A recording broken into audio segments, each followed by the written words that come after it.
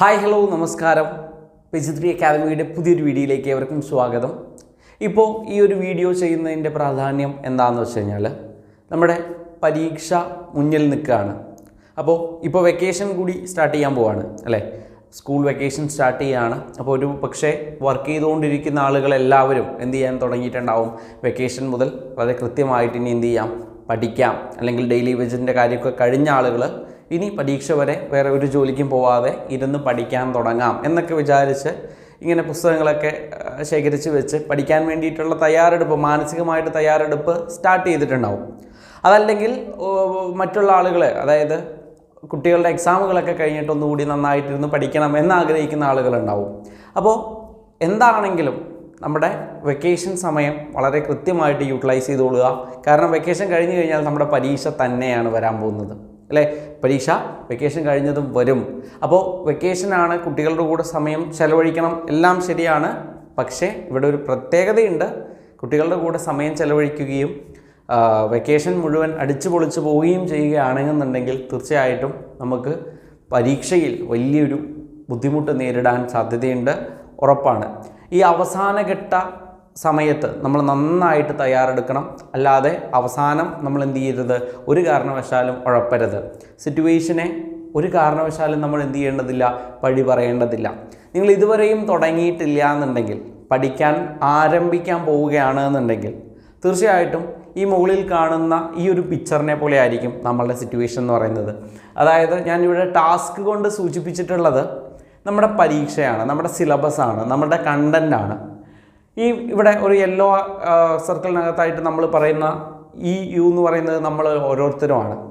ഏതൊരു ടാസ്കും തുടങ്ങുന്നതിന് മുമ്പ് അതൊരു വലിയ ടാസ്ക് തന്നെയാണ്. ഏതൊരു കാര്യവും ആയിക്കോട്ടെ, എന്തൊരു കാര്യം ആയിക്കോട്ടെ, ഇതുപോലെ തന്നെയാണ്. നമുക്ക് കീഴ്പ്പെടുത്താൻ കഴിയാത്തത്രയും വലുതായിരിക്കും എന്തെന്ന് പറയുന്നത് നമ്മുടെ മുന്നിലുള്ള ടാസ്ക് എന്ന് പറയുന്നത്.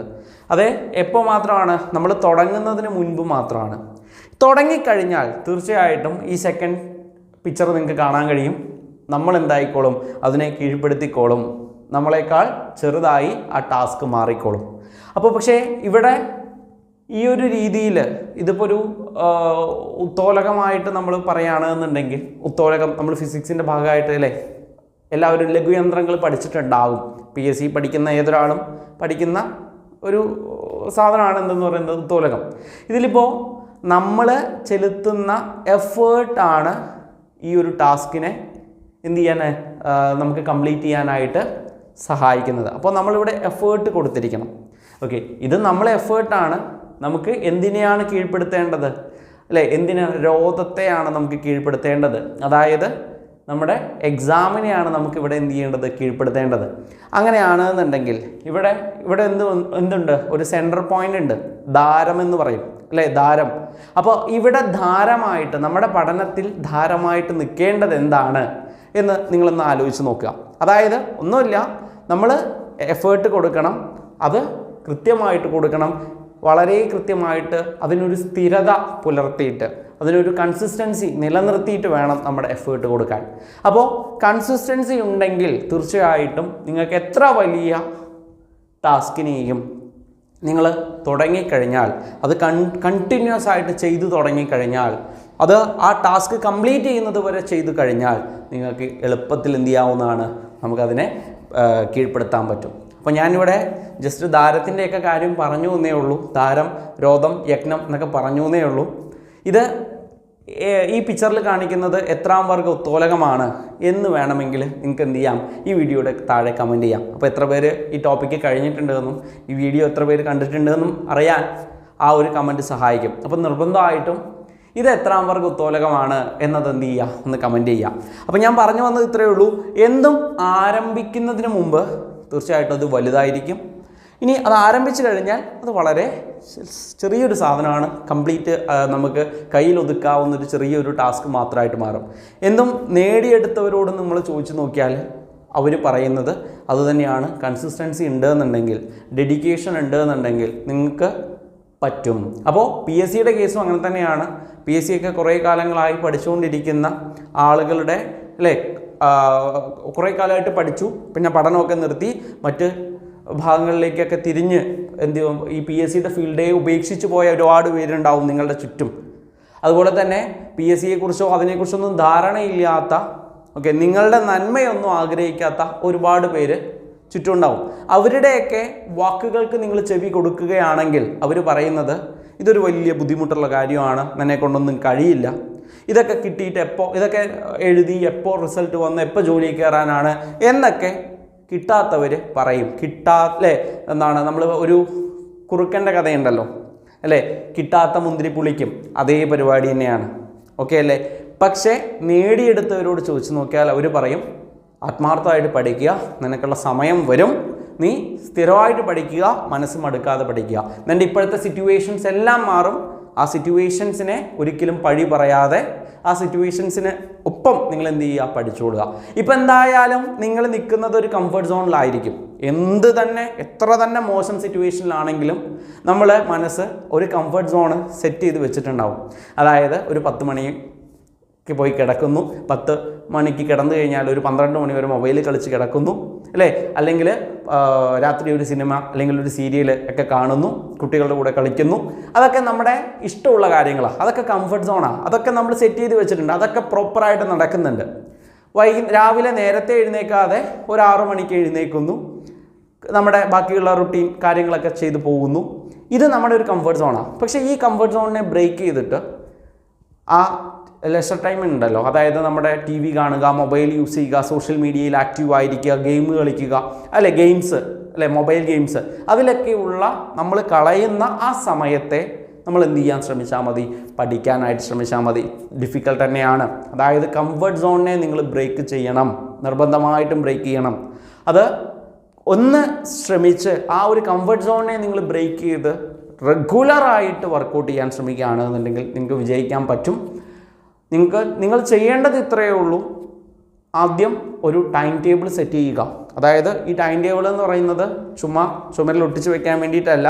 ഈ ടൈം ടേബിൾ നിങ്ങൾക്ക് ഫോളോ ചെയ്യാൻ കഴിയുന്നൊരു ടൈം ടേബിൾ വേണം നിങ്ങൾ സെറ്റ് ചെയ്യാൻ. ഒരു കാരണവശാലും ആദ്യമേ തന്നെ നമ്മൾ എന്ത് ചെയ്യരുത്, ഒരു വലിയ ടൈം ടേബിൾ സെറ്റ് ചെയ്തിട്ട് ആ ടൈം ടേബിളിൻ്റെ മുന്നിൽ ഇങ്ങനെ നോക്കിയിരിക്കുന്ന ഒരു അവസ്ഥയിലേക്ക് പോകരുത്. ചെറിയ കുഞ്ഞു ടൈം ടേബിൾ, നിങ്ങളെ കൊണ്ട് കഴിയുന്നൊരു ടൈം ടേബിൾ സെറ്റ് ചെയ്യുക. ഓരോ ദിവസവും പഠിക്കുന്നതിൻ്റെ അളവ് കൂടുതലാക്കി കൊണ്ടുവരാൻ ശ്രമിക്കുക. അപ്പോൾ 1-2 ആഴ്ച കൊണ്ട് നിങ്ങൾക്കൊരു ട്രാക്കിലേക്ക് എത്താൻ പറ്റും, ഉറപ്പായിട്ടും എത്താൻ പറ്റും. പിന്നെ നിങ്ങൾ ഇപ്പോൾ മനസ്സിലാക്കേണ്ട കാര്യം, നിങ്ങളിപ്പോൾ നിൽക്കുന്നത് ഒരു സ്ഥിരമായിട്ടുള്ളൊരു ജോലിയിലല്ല. ഈ ജോലിയിൽ ഒരുപാട് റിസ്കുകളുണ്ട് അല്ലേ, സ്ഥിരമായിട്ടുള്ള ജോലിയിലല്ല, ഒരുപാട് റിസ്കുകളുണ്ട്. നമ്മുടെ സാമ്പത്തിക ഭദ്രത അതെല്ലാം വലിയ ബുദ്ധിമുട്ടിലാണ്. പിന്നെ നമ്മൾ ആഗ്രഹിച്ച ജോലിയാണ് നമ്മളൊന്ന് കഷ്ടപ്പെട്ടാൽ നമുക്ക് കിട്ടാൻ പോകുന്നത്. അവിടെ കിട്ടാൻ പോകുന്ന കാര്യങ്ങളെക്കുറിച്ച് ആലോചിക്കുക. ഇതൊക്കെ ഇമോഷണലി കണക്ട് ചെയ്യാനായിട്ട് ശ്രമിക്കുക. ഇപ്പോൾ ഒരു ഗോൾ സെറ്റ് ചെയ്യുന്ന സമയത്ത് തീർച്ചയായിട്ടും ആ ജോലി എനിക്ക് വേണം എന്നുള്ളതിലുപരി ആ ജോലി കിട്ടിയാലുണ്ടാകുന്ന കാര്യങ്ങളെ ഇമോഷണലി ഒന്ന് കണക്ട് ചെയ്യാൻ ശ്രമിക്കുക. ഇമോഷണലി കണക്ട് ചെയ്യാൻ ഇപ്പോൾ ഒരു എക്സാമ്പിൾ പറയുകയാണ്, ഈ ഒരു ജോലി കിട്ടിക്കഴിഞ്ഞാൽ എൻ്റെ കുടുംബം, എൻ്റെ കുഞ്ഞുങ്ങൾ, എൻ്റെ അല്ലേ അവരുടെ ഭാവി സുരക്ഷിതമാണ് എന്നുള്ള ആ ഒരു കൺസെപ്റ്റിലേക്ക് ഇതിനെ കണക്ട് ചെയ്താലേ നിങ്ങൾക്ക് വർക്കൗട്ട് ചെയ്യാൻ ഒരു എനർജി കിട്ടുകയുള്ളൂ. നിങ്ങൾ തുടങ്ങിക്കൊള്ളുക, തീർക്കാൻ എളുപ്പമാണ്. തുടങ്ങുക, അത് ഫിനിഷ് ചെയ്യാൻ പറ്റും. തുടങ്ങാനാണ് ബുദ്ധിമുട്ട്. കൺസിസ്റ്റൻസി ഉണ്ടായിരിക്കണം, അത് മാത്രം നിങ്ങൾ ശ്രദ്ധിച്ചാൽ മതി. നിങ്ങൾ എവിടെ എത്തിയിട്ടില്ല, പഠിച്ച് തുടങ്ങിയിട്ടേ ഇല്ല, ഇനി ആദ്യം മുതൽ പഠിക്കണം, ആദ്യമായിട്ടൊരു പരീക്ഷ എഴുതാൻ പോവുകയാണ്, കേട്ടിട്ട് എങ്ങനെയോ അല്ലേ, കേട്ടിട്ട് എങ്ങനെയോ എന്നല്ല, കേട്ടിട്ട് എഴുതി, കേട്ടിട്ടിൻ്റെ സ്വഭാവവും PSCയുടെ സ്വഭാവവും വ്യത്യാസമാണ്. കേട്ടിട്ട് എഴുതി, കേട്ടിട്ട് ക്ലിയർ ചെയ്തു, നല്ല കാര്യം. പക്ഷേ കേട്ടിട്ടോടുകൂടി അവസാനിക്കുന്നില്ല.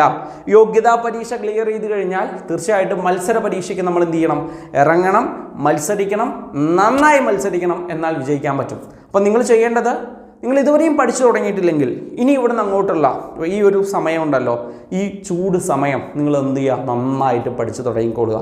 പരീക്ഷാ ചൂട് നമ്മുടെ കാലാവസ്ഥയേക്കാൾ, നമ്മുടെ ഇപ്പോഴത്തെ ഈ ഒരു ചൂട് നമ്മുടെ കാലാവസ്ഥയെക്കാളും നമ്മൾ എന്ത് ചെയ്തിരിക്കണം, നമ്മുടെ ഉള്ളിലുള്ള ചൂട് കൂടുതലായിരിക്കണം.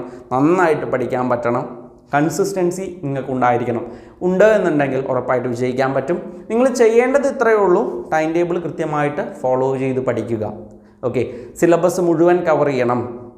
PSC ആണ്, സിലബസ് കവർ ചെയ്യാതെ ഒന്നും നമുക്ക് എന്ത് ചെയ്യാൻ കഴിയില്ല, മുന്നോട്ട് പോകാൻ കഴിയില്ല. സ്കൂൾ പാഠപുസ്തകം നിർബന്ധമായിട്ട് പഠിക്കണം. അപ്പോൾ ആദ്യമായി പരീക്ഷ എഴുതുന്ന ഒരാൾ ഇത് മാത്രം ചെയ്താൽ മതിയോ? പോരാ.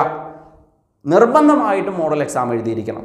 ഓക്കെ, അപ്പോൾ മോഡൽ എക്സാംസും അതുപോലെ തന്നെ ഈ ഒരു പറഞ്ഞ പോലെ സ്കൂൾ പാഠപുസ്തകവും സിലബസും എല്ലാം കവർ ചെയ്ത് നിങ്ങൾ വർക്കൗട്ട് ചെയ്യാൻ തയ്യാറാവുകയാണ്, സമയം കണ്ടെത്താൻ തയ്യാറാവുകയാണ്, സമയം ഇൻവെസ്റ്റ് ചെയ്യാൻ തയ്യാറാവുകയാണ് എന്നുണ്ടെങ്കിൽ തീർച്ചയായിട്ടും നല്ല റിട്ടേൺ നിങ്ങളെ കാത്തിരിക്കുന്നുണ്ട്.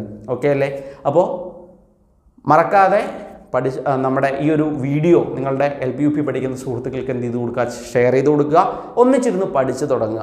ഓക്കെ, ഉറപ്പായിട്ടും നിങ്ങൾക്ക് വിജയിക്കാൻ പറ്റും. കമ്പൈൻ സ്റ്റഡി ഒരു നല്ല ഓപ്ഷനാണ്. ഓക്കെ ആണല്ലോ? അപ്പോൾ നമുക്കിവിടെ ഒരു കോഴ്സ് അവൈലബിൾ ആണ്. തിങ്കളാഴ്ച പുതിയ ബാച്ച് തുടങ്ങുന്നുണ്ട്. അവിടെ ലൈവ് കമ്പൈൻ സ്റ്റഡി അവൈലബിൾ ആണ്. മെൻറ്ററുടെ നേതൃത്വത്തിൽ ലൈവ് കമ്പൈൻ സ്റ്റഡി, മെൻറ്ററുടെ ലൈവ് ക്ലാസ് ഉണ്ടാവും. പിന്നെ ഫുൾ സിലബസും സ്കൂൾ പാഠപുസ്തകവും കവർ ചെയ്യുന്നുണ്ട്. മോഡൽ എക്സാംസ് ഉണ്ടായിരിക്കും. നമ്മുടെ അക്കാദമി തുടങ്ങിയിട്ട് ഇപ്പോൾ 2 വർഷം തികയാണ്. ഈ മാർച്ച് 18-ന് തന്നെയാണ് പുതിയ ബാച്ചും നമ്മൾ തുടങ്ങുന്നത്. അപ്പോൾ 2 വർഷം പൂർത്തിയായി. 3ാമത്തെ വർഷത്തിലേക്ക് കടക്കുന്ന PG 3 അക്കാദമിയിൽ LP UPയുടെ പുതിയ ബാച്ചിൻ്റെ ഫീസ് എന്ന് പറയുന്നത് ജസ്റ്റ് 1500 രൂപ മാത്രമാണ്. അതിൽ ഫുൾ സിലബസും സ്കൂൾ പാഠപുസ്തകവും എല്ലാം തന്നെ എന്ത് ചെയ്യുന്നുണ്ട്, കവർ ചെയ്യുന്നുണ്ട്. നിങ്ങൾക്ക് കോഴ്സിനെ കുറിച്ച് കൂടുതൽ അറിയാനോ അതല്ലെങ്കിൽ നിങ്ങൾക്ക് പഠിക്കാനിരിക്കുമ്പോൾ നിങ്ങൾക്ക് എന്തെങ്കിലും ഒരു ബുദ്ധിമുട്ടുണ്ട്, അതിന് എന്തെങ്കിലും ഒരു പോംവഴി വേണം എന്നൊക്കെ നിങ്ങൾ ആഗ്രഹിക്കുകയാണെന്നുണ്ടെങ്കിൽ തീർച്ചയായിട്ടും എന്നെ കോൺടാക്റ്റ് ചെയ്യാവുന്നതാണ്. ചൂടെ കാണുന്ന നമ്പറിലേക്ക് എന്ത് ചെയ്യാവുന്നതാണ്, വിളിക്കാവുന്നതാണ്. അപ്പോൾ എന്തെങ്കിലും സംശയമോ അതല്ലെങ്കിൽ എന്തെങ്കിലും സഹായമോ വേണമെന്നുണ്ടെങ്കിൽ തീർച്ചയായിട്ടും നമ്മൾ എന്ത് ചെയ്യുക, കോൺടാക്റ്റ് ചെയ്യുക. നമ്മൾ കൂടെ ഉണ്ടാവും. Okay, thank you.